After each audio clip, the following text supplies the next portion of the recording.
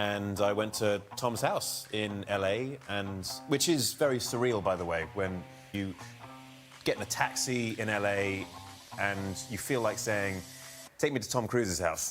I got to meet Tom then, and it was still just very surreal for me, thinking, I'm sitting here in Tom Cruise's house. Yeah. Like, when will I stop sweating? This is like, that's just awesome. Reloading his biceps. That was awesome. Tom m'a dit, c'est comme il a rechargé. Do it, Henry. Do it, Henry. Allez, il a rechargé ses muscles. Go ahead, Henry. Do it. Henry. Henry. Henry. Let's go. Henry. And Tom and I got on really well. We really enjoyed each other's company. He's a genuinely nice guy. The weirdest thing about that is when you start calling him Tom. Like, genuinely, like Tom. He's no longer Tom Cruise. It's like, oh, hey, Tom. Morning, Tom. You're like, what the hell?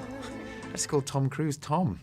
Tom Cruise is an incredibly tough cookie, and he's the real-life Superman. On the fourth take, I think, just thinking, oh, what's going to happen this time? Is it going to be my ribs? Is it going to be, like, am I going to break teeth or something? And it does start to get nervous then. But then we were okay. Next time. It's one of the coolest moments of my life, is having Tom Cruise do that driving next to you.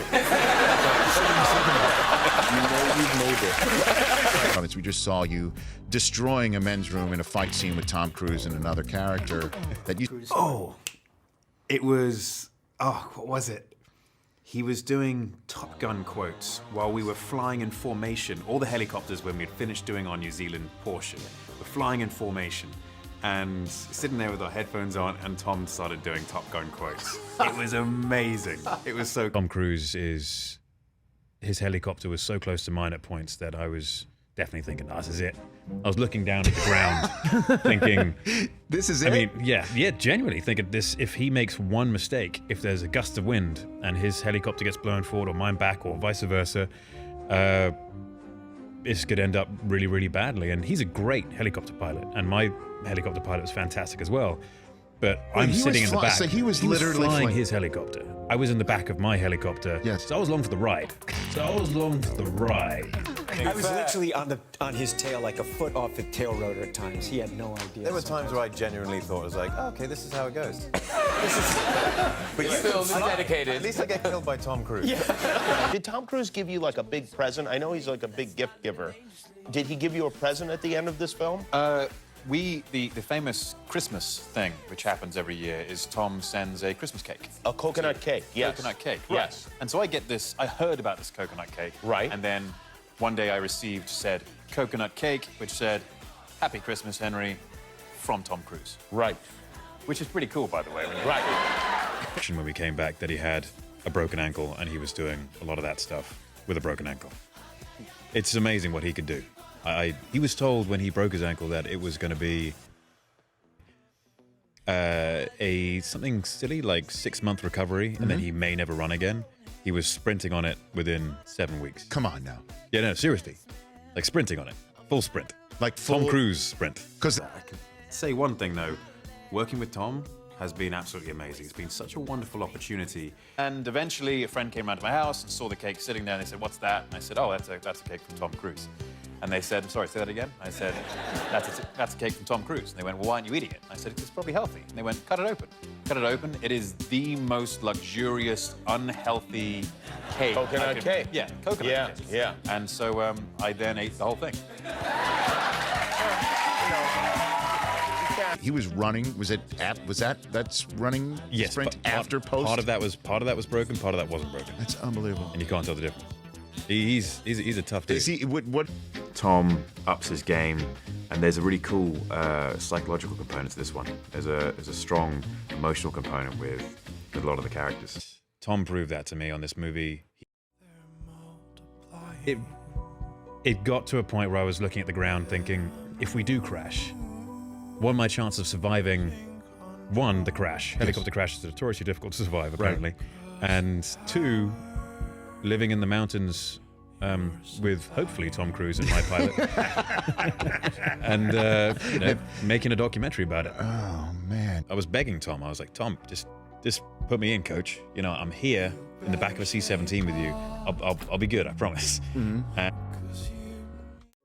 I mean, I'm faster than I look, but I don't know if I can outrun Tom necessarily. I turn up on set, and Tom's already there, Liang's already there, and it's just one of those things which no one gets hurt unless you hurt yourself, which is a weird thing, especially when you're working with Tom.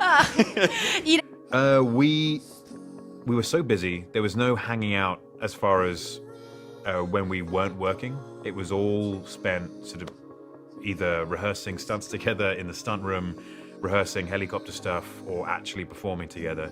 And He's good like that because you think, well, I'm here with Tom Cruise, and he's just chit-chatting with you before a stunt. You go, oh, okay, cool. You know, it's all right. We can just relax and do the stunt. But then it is focused at the same time. It's not super cash because we have to make sure that we don't hurt each other. And he said, look, Henry, I know what you're thinking. I know how you feel. Tom Cruise says this to you? Yeah, I would feel the exact same way. But if you jump and we do the sequence in the air without you having hundreds of hours of training, you'll probably kill everyone. And I said, I'll let you off this time, Tom.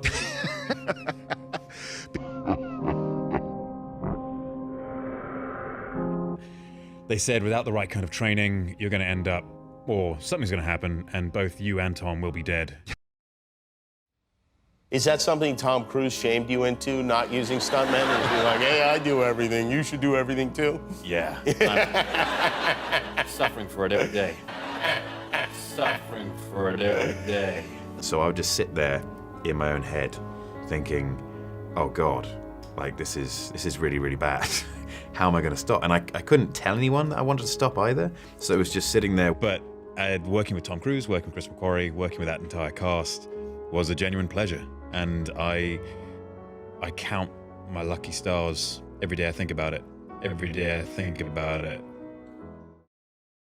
all of these things that Tom can do, I'm going to need to up my game and learn myself. And the next time there's a halo jump, I'm going to do it, and I'm going to do better than Tom. It's like saying someone is the next Tom Cruise. No one's ever going to be the next Tom Cruise. Tom Cruise did what he does fantastically, and when he decides to hang up his cap, there won't be someone who's the next him. There'll be someone else who comes in and fills that void he left behind, but they won't be the next Tom Cruise. They'll be Joe Bloggs.